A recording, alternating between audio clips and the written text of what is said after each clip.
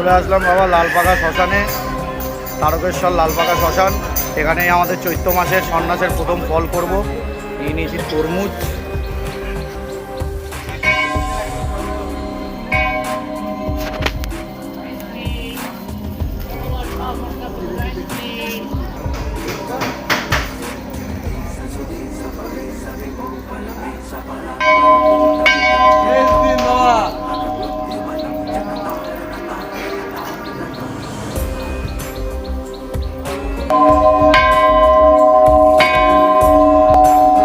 জয় মা শ্মশানকালীর চরণে সেবা লাগে বাবা মহাদেব।